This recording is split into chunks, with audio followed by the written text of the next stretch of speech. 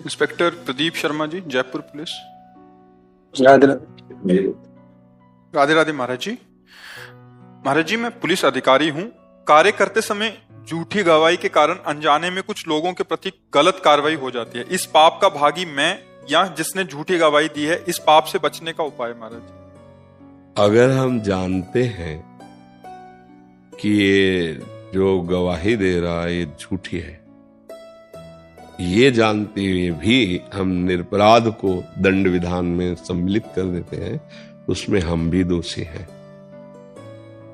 अगर आपको पता नहीं है तो आप उस साक्ष्य देने वाले के अनुसार दंड देते हैं। महाराज जी, अगर साक्षी हम हों, इनका ऐसा भाव है कि हम कचहरी या न्यायाधीश के आगे इनकी गवाही, तो आपको जिसकी गवाही दे रहे हैं आपको पक्का सबूत मिलना चाहिए। वही कह रहे हैं कि झूठी गवाही। इसमें महाराज जी ऐसा है कि आमतौर पर महिला अपराध के संबंध में मेरा क्वेश्चन है, क्योंकि इसमें क्या है कि विधान ऐसा कर दिया है, संसद ने ऐसा कानून ही बना दिया जिसमें ये है कि महिला ने जो कह दिया वो फाइनल। अब हमें पता है वो गलत कह रही है। हाँ, ये तो अब इसमें तो फिर हानि हो जाएगी। अब वो पाप किसके है? नहीं, इसमें तो बहुत बड़ी हानि हो जाएगी। मान लो अपनी वो किसी जलन को पूर्ति करने के लिए किसी के लिए कुछ भी बोल दे और उसको हम सपोर्ट करके दंड दिला दे तो बेचारा निरपराध मारा जाएगा ना। तो हाँ, तो वैसे फिर मतलब कहीं ना कहीं तो हमको लौट करके इस विषय में देखना चाहिए। क्या ऐसा कानून बन चुका है? हमें तो पता नहीं कि मतलब जो बोले सो ब्रह्म वाक्य नहीं, पर उसमें कई नहीं, इसमें इतनी तो ऐसा कानून तो मुझे नहीं लगता कि जो बोले सो ब्रह्म वाक्य, उसकी जानकारी करनी चाहिए। नहीं, ऐसा दुरुपयोग हो जाएगा। क्यों? कानून ऐसा है महाराज जी, आरोप लगा दिया महिला ने, अब सिद्ध करने की जिम्मेदारी सामने वाले पक्ष की होती है। तो ये कभी कभी बड़ा कठिन होता है कि हम अपने आप को निरपराध कैसे सिद्ध करें। तो ये कठिनाई के विषय में समझौता है। पर इसमें तो अधर्म हो ही जाएगा। अधर्म तो हो ही जाएगा ना। मान लो किसी द्वेषवश, ईर्ष्यावश या प्रलोभनवश किसी कारणों से, हमें नहीं कह रहे कि अगर कहीं ऐसा किसी भी माता बहन के साथ हुआ तो दंडनीय अपराध है, उसे अवश्य दंड मिलना चाहिए। पर अगर कोई माता बहन ईर्ष्यावश, द्वेषवश या किसी प्रलोभनवश किसी व्यक्ति को किसी केस में फंसा रही है और मुझे पता है कि ये झूठा है केस, तो जब निर्णय मिलेगा दंड का तो उसमें कहीं ना कहीं हम भी तो हैं। नहीं, कानून में लिखा हुआ है कि ऐसी स्थिति में जब महिला और पुरुष की बात में से किसकी बात को मानना है तो महिला की बात को मानना है, कानून में है। हाँ, कानून तो महिला अगर उसको झूठे फंसा रही, उसको दंड दिलाना चाहती है, तो अब उसमें फिर आप क्या कर सकते हैं? अब आप जानते हैं, लेकिन अब मुझे तो ये बात थोड़ा कम समझ में आ रही है। निर्भया कांड के बाद ये कानून में अमेंडमेंट कर दिया था। अच्छा, मुझे लगता है कि परीक्षण होना चाहिए, सच्ची बात होनी चाहिए। पुरुष में ही केवल विकार है ऐसा तो नहीं हो सकता ना। दोनों शरीरों में विकारों की उत्पत्ति होती है। तो अगर क्रोध विकार, ईर्ष्या विकार या द्वेष विकार के अंतर्गत ऐसे किसी को फंसाया जाए, हम कह रहे हैं अगर अपराध है तो दंड मिलना चाहिए। अगर वो निरपराध है और उसे फंसाया जा रहा है तो मतलब निर्दोष को दंड मिलने से तो पूरा सिस्टम बाधित हो जाएगा। एक छोटा सा उदाहरण दूंगा मैं। एक बस में कंडक्टर ने एक महिला को रिजर्व सीट से उठा दिया जी, और उसको कहा पीछे बैठ जाओ, रिजर्व सीट है, इस पे X पर्सन बैठेगा जी। महिला ने नीचे उतरते ही थाने में आई और उसने ये आरोप लगाया इसने मेरे को घूर के देखा। अब घूर के देखना एक अपराध है कानून की दृष्टि से, महिला को गलत दृष्टि से घूरना। उसने देखा होगा घूर के, लेकिन उसने इस हिसाब से कि भाई तू यहाँ से उठ जा। जी जी। अब उस स्थिति में अब मैं क्या करूं?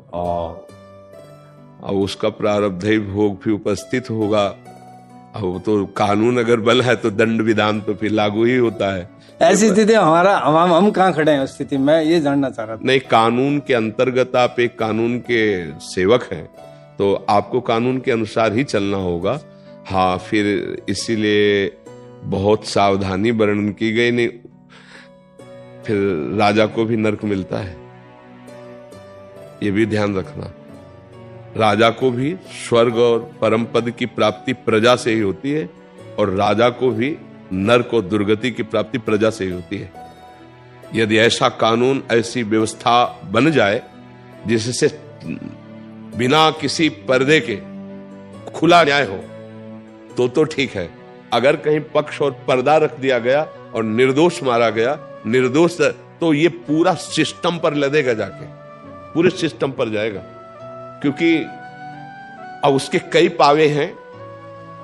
वो पूरा अधर्म जहां होगा, तो देखो आपको बता देते हैं कि भीष्म पितामह जैसा धर्मात्मा कभी युगों में पैदा होता है, लेकिन अधर्म के पक्ष में खड़े थे।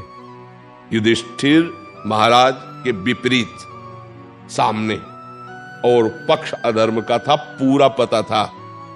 भीष्म जी को पूरा पता था कि पक्ष अधर्म का है, खुली नेत्रों से देखा था छलिया शकुनी कैसे छल कर रहा है, धृतराष्ट्र की कैसे बुद्धि भ्रष्ट होकर के आदेश कर रही, पूरा सब पता था। एक कुल वधू को कैसे प्रताड़ित किया जा रहा, पूरा सब पता था।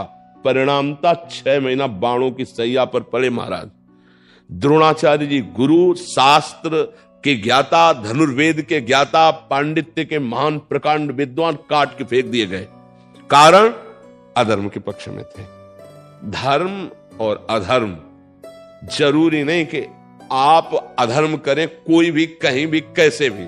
अधर्म तो अपना बमूल बोएंगे तो कांटे ही उसमें होगा, आम तो लगेगा नहीं। चाहे कोई बोए, कितना बढ़िया खेती बना के बोए, आम बोओगे तो फसल आएगी, ये तो आम रसीला मिलेगा। तो ये अब हमारी तो समझ में नहीं आ रहा, ऐसे तो बहुत ही गलत हो जाएगा। पर हम केवल इतना कहते हैं कि अपराधी को दंड मिलना चाहिए। अपराधी किसी भी ना तो जाति का माना जाता है और ना किसी धर्म का माना जाता है, सिर्फ अपराधी अपराधी होता है। हम इतनी बात मानते हैं कि अपराधी अपराधी है, वो किसी भी धर्म समुदाय का हो, वो ना धर्म का होता है ना समुदाय का होता है, वो सिर्फ अपराधी होता है। और जो अपराधी नहीं है उसे दंड ना दिया जाए, क्योंकि ऐसे तो बहुत तरह से शोषण किया जा सकता है, बहुत तरह से शोषण किया जा सकता है। अब उसने कुछ नहीं कहा और उसके ऊपर ऐसा तो फिर माना जाएगा ना कि हाँ, कि तो अब इसमें क्या है कि आप तो एक केवल निमित्त मात्र हुए, आप कोई दंड देने वाले नहीं हुए। जैसा उसने कहा उसके अनुसार आपने कहा, तो मुझे लगता है कि आप जान भी रहे हैं कि शायद ऐसा ना हो, पर कानून ऐसा है तो फिर आप निर्दोष ठहरेंगे, क्योंकि आप जानते हैं। पर आप करें क्या, वो जो बड़ों ने आगे नियम बना दिया उसके अनुसार आपको भेजना पड़ेगा, आपको ऐसा करना पड़ेगा। तो अब आप क्या करें, आप जान तो रहे हैं, पर आप क्या करें, वो आगे बड़ा निर्णय ऐसा है।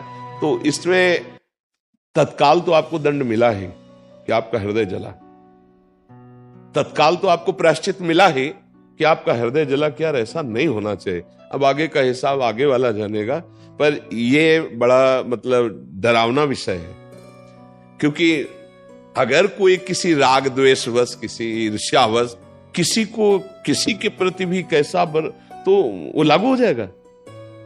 तब तो बहुत डर के चलने की बात है भाई, कभी भी कोई किसी को कैसे भी। हमें लगता है कि कुछ ऐसी जांच होनी चाहिए जिसमें सत्य का निर्णय होना चाहिए, नहीं ऐसे कभी कोई फंसा सकता है। मान लो ऑफिस में जैसे है, आप ऑफिसर उसको डांट रहा है किसी कार्य के लिए और वो अकेले हैं, मान लो सब, अब वो तत्काल लगा दे। जैसे नव विवाह होता है आजकल की स्त्रियों के अंदर, उनको लगता है कि हम पुरुष के माता पिता के साथ नहीं रहे, अलग रहे। बीमार ससुर पे सब पे आरोप लगा देती लज्जा भंग का, तो तुरंत FIR होके, पहले तो ये कानून था कि लॉकअप में जाते थे जी। फिर जब इसका प्रचलन बढ़ने लगा तब सरकार थोड़ा ढील हुई और इसमें पुलिसकर्मी भी कुछ नहीं कर पाते। आपको कोर्ट में जाना ही जाना है, सारे गंभीर आरोप, क्रिमिनल एक्ट सब लग जाते हैं और सालों उसमें लग जाते हैं। हाँ, भगवान ही रक्षा करे, इस पे क्या। और इसीलिए हम प्राय प्रार्थना करते थे कि हमारे जो नवीन पीढ़ी है, नए बच्चे बच्चियां हैं, थोड़ा अध्यात्म को समझें, थोड़ा सत्य को समझें, सतमार्ग को समझें। ये जो आज हवा चल गई है ना गंदी बातों की, जिसे फ्रेंड कहा जाता है, ये बुद्धि को भ्रष्ट कर देगा बहुत बुरी तरह से। मतलब इसमें हानि होने की संभावना है। अच्छा, अब जब ऐसा कानून है, मान लो फ्रेंड बने और एक दूसरे के प्रति भाव बिगड़ गया, अब उसका भी उसका वो कंप्लेंट होते ही वो सेम सजा है, बिल्कुल है? सर वही। हाँ, तो ये इसीलिए हम बच्चे जैसे स्कूल के आते हैं, इनका तो हर बार यही शिक्षा देते हैं कि ये जो आपका गर्लफ्रेंड वाइफ फ्रेंड और ये जो बना है, ये बहुत ही घातक है, बहुत ही घातक है, जिसमें ऐसी परिस्थिति आ जाएगी कि हो सकता है आपको अपने जीवन की हत्या करनी पड़े। अब पापा जान जाएंगे तो क्या होगा, अमुक जान जाएगा तो क्या होगा, और जिस पक्ष से उसने मित्रता की और वो ब्लैकमेल कर रहा है, उसको बहुत तरह से सता रहा है, मान लो पुरुष पक्ष में भी है, अब वो बच्ची क्या करे, या बच्ची बहुत बुद्धिमान निकल गई, अब वो उसको, तो ये आचरण ही गंदे हैं। ये आचरणों को अगर संभाला जाए, धर्म पूर्वक चला जाए, तभी तो अध्यात्म की महिमा। अगर अध्यात्म को नहीं जानेगा तो समाज हमारा इस तरह से बहुत गर्त में गिरता चला जाएगा। नए बच्चे तो एक उमंग होती है, 13, 14, 15, 16 की ये जो अवस्था होती है ना, इसमें एक उमंग होती है, और उस उमंग में लगता है कोई मेरा साथी बने। ये सबके अंदर होती है, सबके अंदर होती है, आप देखो ना। और उस समय अगर हमारा सही गाइडेंस नहीं हुआ अध्यात्म का, तो हम भ्रष्ट मार्ग में चले जाते हैं, व्यभिचार मार्ग में चले जाते हैं। ये व्यभिचार मार्ग ही तो है ना। अब वो स्वभाव गिरता चला जाता है, अब वो निर्णय नहीं कर पाते कि किस तरह से हम चले, कैसे हम चले। तो हमें लगता है कि हम सबको अध्यात्म की, बुद्धि की पवित्रता की जरूरत है। अगर बुद्धि अपवित्र हुई तो सब गड़बड़ हो जाएगा। तो आप जहां तक हो सके तहां तक बचाने की कोशिश करें। फिर कानून के अंतर्गत आप भी हैं, हम भी हैं, सब कानून के अंतर्गत है। फिर अब उसका भी कोई प्रारब्ध ही होगा। अब और समझो, जैसे किसी लड़की ने बेमतलब उसे फंसा दिया और पिटा वो, और दंड में गया, पक्का दंड हो गया उसको, तो आपको सच्ची कहते हो उसने यहां नहीं तो कोई ऐसा अपराध किया है जिसका उसको दंड नहीं मिला, तो बुद्धि फेर करके वहां से उसको दंड दिलाया जा रहा है। अवश्य में भोक्तव्यम कृतम कर्म शुभाशुभम, नहीं तो भगवान बचा लेंगे पक्का। आपकी बुद्धि में बैठ के, किसी की बुद्धि में बैठ के, या उसी की बुद्धि फेर कर उसको बचा लेंगे, यदि दंड विधान नहीं है। और अगर हो गया तो उसका कोई भोग है ऐसा, कोई कर्म ऐसा है जिसका दंड नहीं मिला और यहां से उसको दंड मिल गया। अगर हमारा कर्म भोगा नहीं गया और पाप जमा है, तो ऐसी जगह फंसा देगा जहां हमने पाप नहीं किया। बिल्कुल आप कसम खाएंगे कि कसम से पाप नहीं किया, लेकिन याद करो उस पाप को जो कोई नहीं जानता और तुमने किया, तो उसका दंड ऐसे घेर कर। तो हमें लगता है कि पूरी सृष्टि जो है वो ईश्वर के द्वारा संचालित है। अगर कभी ऐसा दंड मिलता है तो आप फिर यही सोच लो कि अब हम जानते हैं कि इसमें तो तुम नहीं हो, पर है तुम्हारा कोई कर्म तभी तुमको दंड मिल रहा है, तो हम भी निमित्त मात्र हैं, वो भी निमित्त मात्र है। वैसे सबसे प्रार्थना है ईर्ष्या, द्वेष या इन विकारों के अंतर्गत होकर निर्दोष को दंड न दिलाया जाए या दंड विधान न किया जाए, नहीं तो फिर न्याय का मतलब क्या रह जाएगा। न्याय तो यही है कि अपराधी को दंड मिले, पर बहुत मतलब अलग अलग जब हमें वार्ता करने को मिलती तब हमको भी ज्ञान होता है, नहीं तो गंगा किनारे के हमें को तो जैसे वकील, जज, इन सब भगवत स्वरूपों से चर्चा होती तब पता चलता है।